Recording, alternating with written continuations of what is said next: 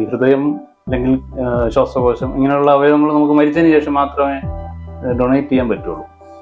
അപ്പം അങ്ങനെ ബാക്കി ചില അവയവങ്ങളുണ്ട്. ഇപ്പം കിഡ്നി അല്ലെങ്കിൽ ഇപ്പോൾ സ്കിൻ, ഇത് നമ്മൾ രക്തദാനം പോലും ശരിക്കും ഒരു അവയവദാനമാണ്. പൊതുവെ ആൾക്കാർക്ക് ഈ മരണാനന്തര അല്ലെങ്കിൽ ഈ ബ്രെയിൻ ഡെത്ത് സർട്ടിഫിക്കേഷൻ എന്നൊക്കെ പറയുന്ന സംഗതികളോട് ഒരു സംശയത്തോടുള്ള സമീപനമാണ് നമ്മുടെ എല്ലാവരും. ഇപ്പം മെഡിക്കൽ ഫീൽഡിലുള്ളവർക്ക് പോലും ഈ കാര്യങ്ങളിൽ ഒരു സംശയത്താണ്. ഇപ്പോൾ നമ്മുടെ ഏതെങ്കിലും ഫ്രണ്ട്സിനോ ആർക്കെങ്കിലും ഇതുപോലെ കിഡ്നിയോ ലിവറോ ഒക്കെ വേണമെന്ന് പറഞ്ഞ് രജിസ്റ്റർ ചെയ്ത് കാത്തിരിക്കുന്ന ഒരു സമയമോ അവർ കടന്നു പോകുന്ന ബുദ്ധിമുട്ടോ കണ്ടാൽ മാത്രമേ നമുക്ക് ആ ഒരു അതിന്റെ പ്രാധാന്യം നമുക്ക് മനസ്സിലാവുന്നുള്ളൂ, നമ്മൾ അതിനെപ്പറ്റി ചിന്തിക്കുന്നുള്ളൂ. തീർച്ചയായിട്ടും. അപ്പോൾ കേരളത്തെ സംബന്ധിച്ച് കേരളത്തിൽ 3.5 കോടി ജനങ്ങളുണ്ട്. അപ്പോൾ കഴിഞ്ഞ ഒരു 10 വർഷത്തെ കണക്കെടുത്തു കഴിഞ്ഞാൽ മരണാനന്തരം അവയവദാനം ചെയ്തവരുടെ എണ്ണം എന്ന് പറയുന്നത് ഏറെക്കുറെ 340 അടുപ്പിച്ചേ വരുന്നുള്ളൂ. അപ്പം സ്പെയിന്റെ കാരണം എന്ന് പറയുന്നത് അവിടെ ജന്മനാൽ ഒരാള് അവയവദാനത്തിന് സമ്മതം കൊടുത്ത ആളാണ്. അവര് ഓപ്റ്റ് ഔട്ട് ചെയ്യാനേ പറ്റുള്ളൂ. അവിടെ ഒരാള് എന്ന് വെച്ചാൽ നിങ്ങൾക്ക് അവയവദാനം ചെയ്യാൻ താല്പര്യം ഇല്ലെങ്കിൽ നിങ്ങൾ എഴുതി കൊടുക്കും. ഇപ്പൊ നമുക്ക് വളരെ വേണ്ടപ്പെട്ട ഒരാള് ഇനി ഒരിക്കലും ജീവിതത്തിലേക്ക് തിരിച്ചു വരില്ല എന്ന് നമുക്ക് ഉറപ്പുണ്ടെങ്കിൽ പോലും അയാള് മരിച്ചിട്ടില്ല എന്നുള്ളതാണ് സത്യം. കാരണം അയാളുടെ ഹൃദയം പ്രവർത്തിക്കുന്നുണ്ട്, ബാക്കി ഓർഗൻസ് എല്ലാം പ്രവർത്തിക്കുന്നുണ്ട്. അവിടെ വൈകാരികമായിട്ടുള്ള ഒരു സംഗതിയാണ്. നമസ്കാരം, വെള്ളനാടൻ ഡയറിയിലേക്ക് സ്വാഗതം.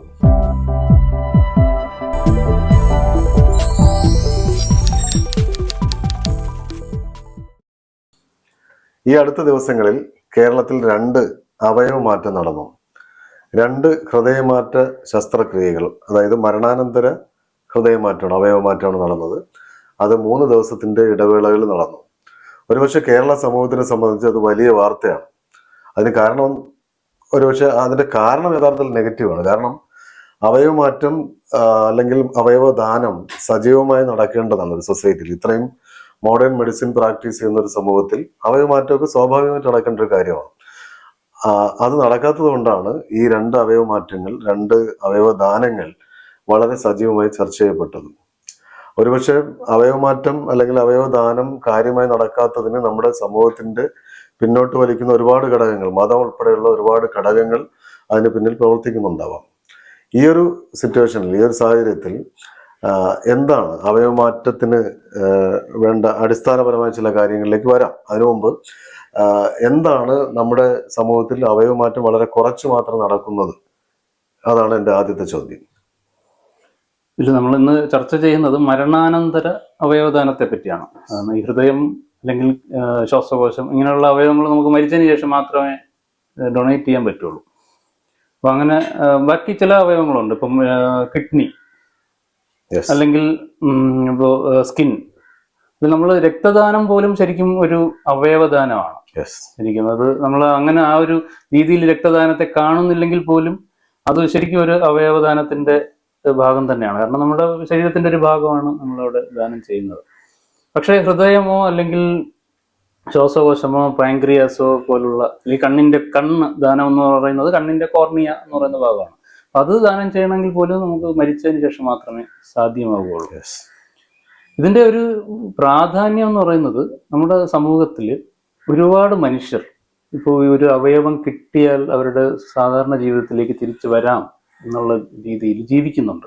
ഒരുപാട് ആൾക്കാർ കാത്തിരിക്കുന്നു. നമ്മുടെ സമൂഹത്തിൽ എന്നുള്ള ലോകം മൊത്തം ഒരുപാട് രോഗങ്ങൾ കാരണം ഈ അവയവങ്ങൾ പ്രോബ്ലം വന്ന ആൾക്കാർ ഇന്ന് കാത്തിരിക്കുന്നുണ്ട്.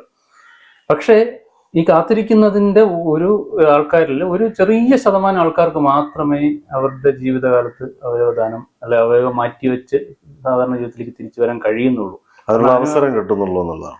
കാരണം അവയവം കിട്ടുന്നില്ല. ഇപ്പം ഇതിന്റെ ഈ പറഞ്ഞ 3 ദിവസത്തിനുള്ളിൽ 2 ഹാർട്ട് ട്രാൻസ്പ്ലാന്റേഷൻ നടന്നത് വലിയ വാർത്തയാവാനുള്ള കാരണം എന്ന് വെച്ചാൽ ഹാർട്ട് ട്രാൻസ്പ്ലാന്റേഷൻ അത്ര കുറവായിട്ട് മാത്രമാണ് നടക്കുന്നത്.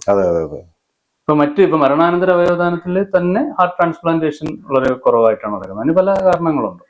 അപ്പൊ കേരള സമൂഹത്തിൽ എന്തുകൊണ്ട് ഈ മരണാനന്തര അവയവദാനം ഇത്ര കുറഞ്ഞു പോകുന്നു എന്ന് ചോദിച്ചു കഴിഞ്ഞാൽ അതിന് പല ഫാക്ടേഴ്സ് ഉണ്ട്. ഒരു പലതരത്തിലുള്ള വെല്ലുവിളികൾ ആ കാര്യത്തിൽ നമ്മൾ നേരിടുന്നുണ്ട്. ഒന്ന്, ഈ മതം എന്ന് പറയുന്നത് അതിന്റെ ചെറിയൊരു ഭാഗം മാത്രമാണ് എന്നാണ് എൻ്റെ ഒരു വിലയിരുത്തല്. കാരണം നമ്മുടെ മറ്റ് ചികിത്സകളെ ഒന്നും ആ രീതിയിൽ മതം സ്വാധീനിക്കുന്നില്ല. അതുകൊണ്ട് തന്നെ മതപരമായിട്ടുള്ള ഒരു കാരണം കൊണ്ടാണെന്ന് ഞാൻ വിചാരിക്കുന്നുമില്ല. പക്ഷെ പൊതുവെ ആൾക്കാർക്ക് ഈ മരണാനന്തര അല്ലെങ്കിൽ മരണാനന്തര ഈ ബ്രെയിൻ ഡെത്ത് സർട്ടിഫിക്കേഷൻ എന്നൊക്കെ പറയുന്ന സംഗതികളോട് ഒരു സംശയത്തോടുള്ള സമീപനമാണ് നമ്മുടെ എല്ലാവരും. ഇപ്പൊ മെഡിക്കൽ ഫീൽഡിലുള്ളവർക്ക് പോലും ഈ കാര്യങ്ങളിൽ ഒരു സംശയത്താണ്. നമ്മൾ ഇടയ്ക്ക് വാർത്തകളിൽ കേട്ടിട്ടുണ്ടാവും, ഒരു ഡോക്ടർ തന്നെ കേരളത്തിലെ അവയവദാനത്തിനെതിരെ കോടതിയിൽ കേസ് കൊടുത്ത്. അപ്പോൾ അതിനൊക്കെ ശേഷമാണ് ഇത് വളരെ കുറഞ്ഞത്. കാരണം ഒരു ഡോക്ടർ പോലും അതിനെതിരെ സംസാരിക്കുന്നു എന്ന് പറയുമ്പോൾ സാധാരണക്കാർ എന്താണ് അതിൽ നിന്ന് മനസ്സിലാക്കുന്നത്? അങ്ങനെ ഒരു മാഫിയ നിലനിൽക്കുന്നുണ്ട്, അവയവദാന മാഫിയ നിലനിൽക്കുന്നുണ്ടെന്നൊക്കെ ഒരു ധാരണ നമ്മുടെ സൊസൈറ്റിയിൽ അങ്ങനെ നിൽക്കുന്നുണ്ട്.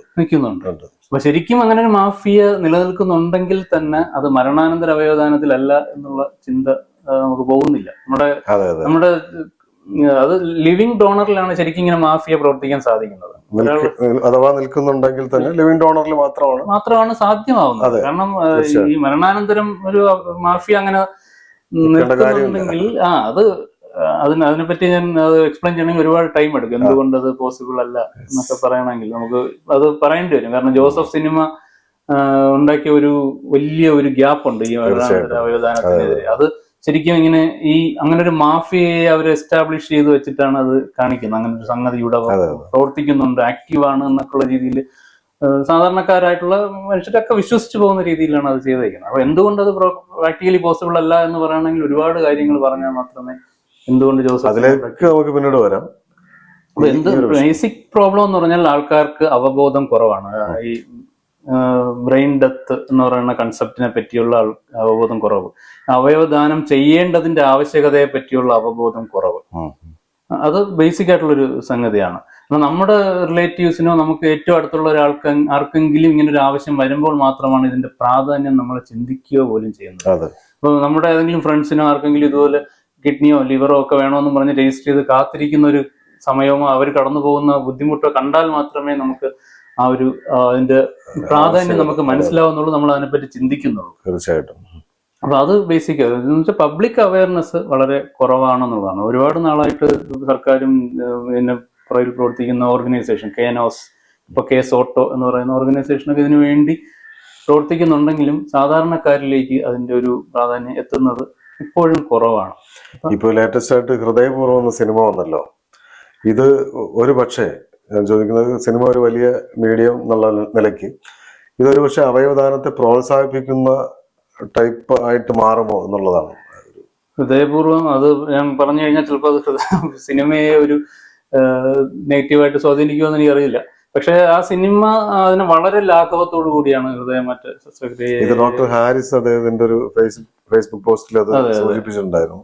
അതെ, അത് ഒന്ന് നമ്മൾ പല കാര്യങ്ങളും ഇതിൽ കൺസിഡർ ചെയ്തിട്ടാണ് സാധാരണഗതിയിൽ ഹൃദയമാറ്റ ശസ്ത്രക്രിയ പോലുള്ള കാര്യങ്ങളൊക്കെ ചെയ്യുന്നത്. ഒന്ന് പേഷ്യന്റ് കോൺഫിഡൻഷ്യാലിറ്റി. ഇപ്പൊ ഇന്നത്തെ കാലത്ത് അതൊക്കെ വളരെ പ്രയാസമുള്ള കാര്യമാണ്. ഇപ്പൊ കൊടുക്കുന്ന ആളിനും കിട്ടുന്ന ആളിനും ഒക്കെ ആർക്കാണ് കിട്ടിയതെന്നൊക്കെ അറിയാം. പക്ഷെ അപ്പോഴും അവർ തമ്മിൽ ഇങ്ങനെ ഒരു ഇമോഷണൽ ബോണ്ടിങ് ഉണ്ടാവുക എന്നൊക്കെ പറയുന്നത് ശരിക്കും കിട്ടുന്ന ആളിനെ സംബന്ധിച്ച്, അത് സ്വീകരിക്കുന്ന ആളിനെ സംബന്ധിച്ച് ഇപ്പൊ സിനിമയിൽ പോസിറ്റീവായിട്ട് കാണിച്ചാലും എല്ലാവർക്കും അത് പോസിറ്റീവായിട്ട് കാര്യം ആവണമെന്നില്ല. മറ്റ് പല കാര്യങ്ങളുണ്ട്. സിനിമയാണ്. അതിൽ സയൻസ് തിരയാൻ പോയി കഴിഞ്ഞാൽ വളരെ ബുദ്ധിമുട്ടായിരിക്കും. സിനിമയായിട്ട് വിട്ടു കഴിഞ്ഞാൽ ഓക്കെയാണ്. അല്ല എങ്കിൽ ആ സിനിമയിൽ പറയുന്ന പല കാര്യങ്ങളും നമുക്ക് അംഗീകരിക്കാൻ പറ്റുന്ന കാര്യങ്ങളല്ല. അത് കേരളത്തില് സവിശേഷമായി മരണാനന്തര അവയവദാനം കുറവ് എന്നാണ് കണക്ക് കൂട്ടുന്നത്. അതെന്തുകൊണ്ടാണ്? സവിശേഷമായെന്ന് പറഞ്ഞാൽ ഇന്ത്യയിലെ മൊത്തം കണക്കെടുത്താൽ തന്നെ വളരെ പിന്നിലാണ് കേരളത്തിന്റെ സ്ഥാനം എന്ന് പറയുന്നത്. നമ്മളത് കണക്ക് കൂട്ടുന്നത് പെർ മില്യൺ പോപ്പുലേഷന് എത്ര പേര് ഡോണറായി വരുന്നു എന്നൊക്കെയുള്ള കണക്കനുസരിച്ചാണ്. അപ്പോൾ കേരളത്തെ സംബന്ധിച്ച് കേരളത്തിൽ 3.5 കോടി ജനങ്ങളുണ്ട്. അപ്പൊ കഴിഞ്ഞ 10 വർഷത്തെ കണക്കെടുത്തു കഴിഞ്ഞാൽ മരണാനന്തരം അവയവദാനം ചെയ്തവരുടെ എണ്ണം എന്ന് പറയുന്നത് ഏറെക്കുറെ 340 അടുപ്പിച്ചേ വരുന്നുള്ളൂ. എന്ന് വെച്ചാൽ പെർ മില്യൺ എടുത്തു കഴിഞ്ഞാൽ അത് 0.9 ഒക്കെ വരുന്നുള്ളൂ. എന്നുവെച്ചാൽ ഒരാൾ തികച്ച് 10 ലക്ഷത്തില് ഒരാൾ പോലും മരണാനന്തര അവയവദാനത്തിലേക്ക് വില്ലിങ്നെസ് കൊടുക്കുന്നില്ല. വേൾഡ് ആവറേജിൽ എടുക്കുമ്പോൾ, വേൾഡ് ആവറേജ് അല്ല, ഏറ്റവും കൂടുതൽ ഈ മരണാനന്തര അവയവദാനം നടക്കുന്നത് എനിക്ക് തോന്നുന്നത് സ്പെയിനാണ്. സ്പെയിനിലൊക്കെ പെർ മില്യണില് 48, 50-അടുത്താണ്, 48-ന് മുകളിലാണ്.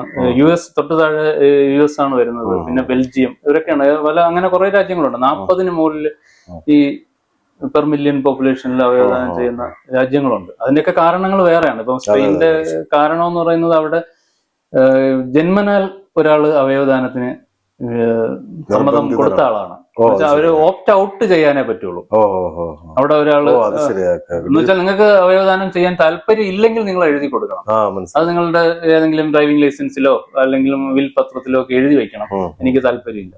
അല്ലെങ്കിൽ നിങ്ങൾ ഒന്നും എഴുതി വെച്ചില്ലെങ്കിൽ നിങ്ങളുടെ ഫാമിലിക്ക് കൊടുക്കാൻ താല്പര്യമില്ല എങ്കിൽ പോലും അത് എടുക്കാൻ പറ്റില്ല. പക്ഷെ അങ്ങനെ അല്ലാത്ത പക്ഷം നിങ്ങൾ സ്വാഭാവികമായിട്ടും ഒരു അവയവദാതാവായി ആണ് നിങ്ങൾ മരിച്ചു കഴിയുമ്പോൾ കൊടുക്കാൻ പറ്റുന്ന അവയവങ്ങൾ എടുക്കാൻ സാധിക്കുമെങ്കിൽ അല്ലെങ്കിൽ റെസിപ്പിയന്റ് റെഡി ആണെങ്കിൽ എടുക്കുക എന്നുള്ളതാണ്. പക്ഷെ ഇന്ത്യയിൽ അങ്ങനെയല്ല. ഇന്ത്യയിൽ ഓപ്റ്റ് ഇൻ ആണ്. എന്ന് വെച്ചാൽ നമ്മൾ ഓപ്റ്റ് ചെയ്യണം, നമുക്ക് ഇങ്ങനെ താല്പര്യമുണ്ട്, അല്ലെങ്കിൽ നമ്മുടെ ഫാമിലി ഓപ്റ്റ് ചെയ്യണം. നമ്മൾ മരിക്കാൻ ബ്രെയിൻ ഡെഡ് ആയിരിക്കുകയാണ്, അപ്പോൾ കൊടുക്കാൻ നമുക്ക് സമ്മതമാണെന്ന് ഇതേ ഓപ്റ്റിൻ ആണ് US ഉള്ളത്. പക്ഷെ അതേ US 48 ഒക്കെ ഉണ്ട് എന്നുള്ളതിന്റെ എന്ന് വെച്ചാൽ ഓപ്റ്റിനോ ഓപ്റ്റ് ഔട്ടോ അല്ല റീസൺ. നമ്മുടെ പബ്ലിക് അവയർനെസ് ആണ്, നമ്മുടെ കാഴ്ചപ്പാടാണ് ഇതിൽ മാറേണ്ടത് എന്നുള്ളതാണ്. നമ്മളിപ്പോഴും ഇപ്പൊ എത്രയും ആൾക്കാര് അവയവദാനത്തിന് വേണ്ടി കാത്തിരിക്കുന്നു എന്ന് നമുക്കറിയാം. ഇപ്പം ഡോക്ടർ ഫ്രറ്റേണിറ്റി അല്ലെങ്കിൽ ഡോക്ടർ സമൂഹത്തിൽ പോലും എത്ര പേര് അല്ലെങ്കിൽ അവരുടെ കുടുംബത്തിൽ എത്ര പേര് അവയവദാനത്തിന് മരിക്കുമ്പോൾ അവയവദാനത്തിന് വില്ലിങ് ആവുന്നു എന്നുള്ളൊരു ഇതെടുത്താൽ തന്നെ നമുക്കറിയാം.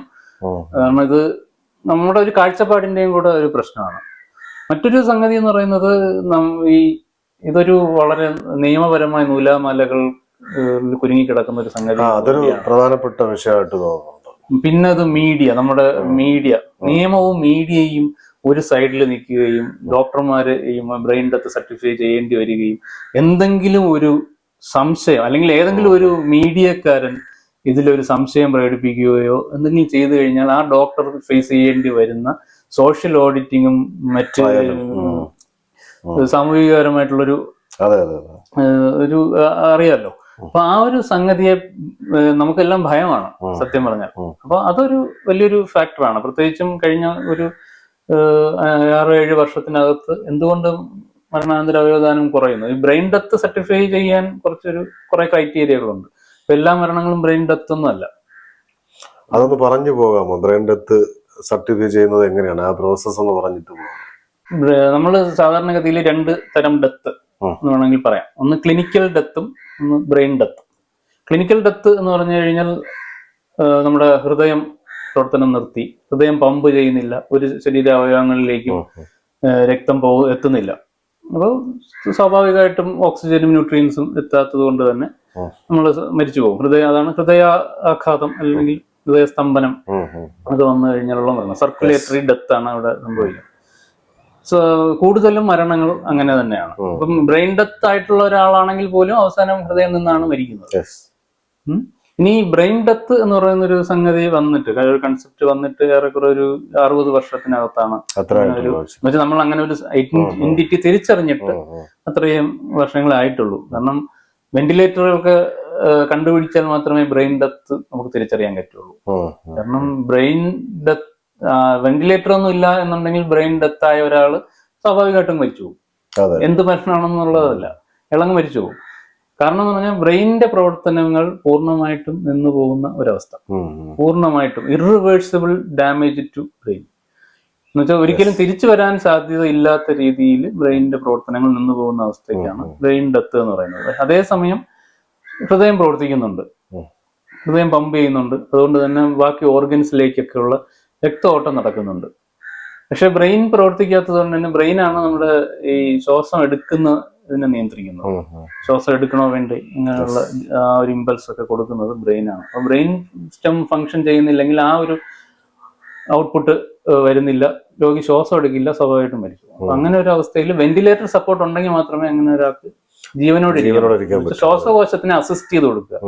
ഓക്സിജൻ എങ്ങനെയെങ്കിലും ശ്വാസകോശത്തിനെ അകത്ത് എത്തിച്ചു കൊടുത്തു കഴിഞ്ഞാൽ ഹൃദയം പമ്പ് ചെയ്യുന്നുണ്ട്, ബ്ലഡ് അവിടെ എത്തുന്നുണ്ട്, അതുവഴി ഓക്സിജൻ ബ്ലഡിൽ കലരുകയും ബാക്കി ജീവനോടെ ഇരിക്കുന്ന ബാക്കി അവയവങ്ങൾക്ക് ഓക്സിജൻ കിട്ടുകയും ചെയ്യും.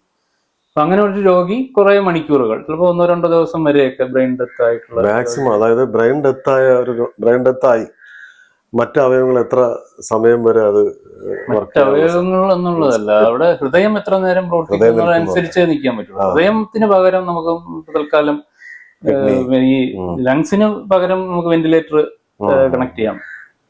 ഇപ്പൊ കിഡ്നി ഒന്നും പ്രവർത്തിക്കുന്നില്ല, ഡയാലിസിസ് ചെയ്യാം.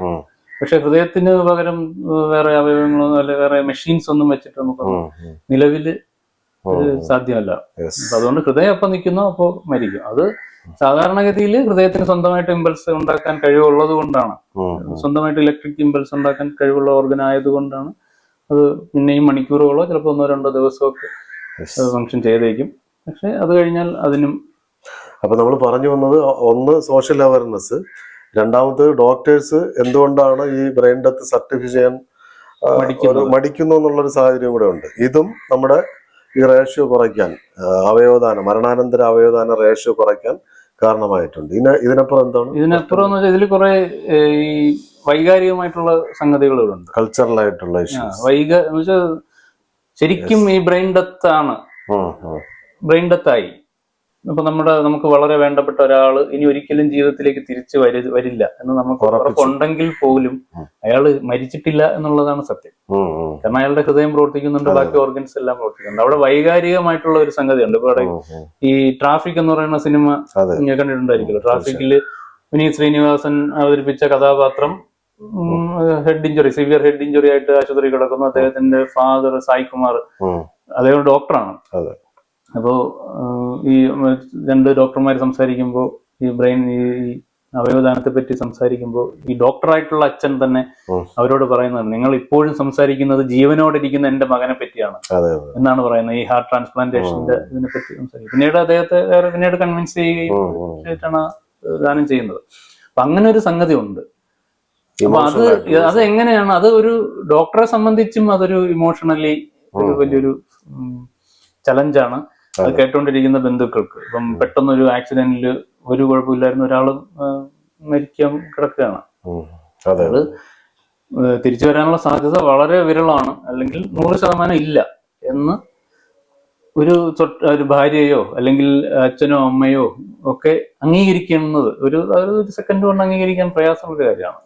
അപ്പൊ അതിന് അങ്ങനെ ഒരു സാഹചര്യത്തിലൂടെ നമ്മുടെ മനസ്സ് പല പ്രാവശ്യം കടന്നു പോയിട്ടുണ്ടെങ്കിൽ മാത്രം, നമ്മൾ ആര് മരിക്കുന്നു എന്നുള്ളതല്ല, ഇപ്പൊ ഇങ്ങനെ ഒരു അവയവദാനം, മരണാനന്തര അവയവദാനത്തിന്റെ ഇമ്പോർട്ടൻസും മറ്റു കാര്യങ്ങളും ഒക്കെ നമ്മൾ പല ഇതിലും കണ്ടും കേട്ടും ക്ലാസ്സുകളിൽ അറ്റൻഡ് ചെയ്തും ഒക്കെ പല അവസ്ഥകളിലൂടെ അതിനോട് പാകപ്പെട്ടാൽ മാത്രമേ ആ ഒരു സിറ്റുവേഷനിൽ നമുക്ക് അങ്ങനെ ഒരു ഡിസിഷൻ എടുക്കാൻ സാധിക്കുകയുള്ളൂ.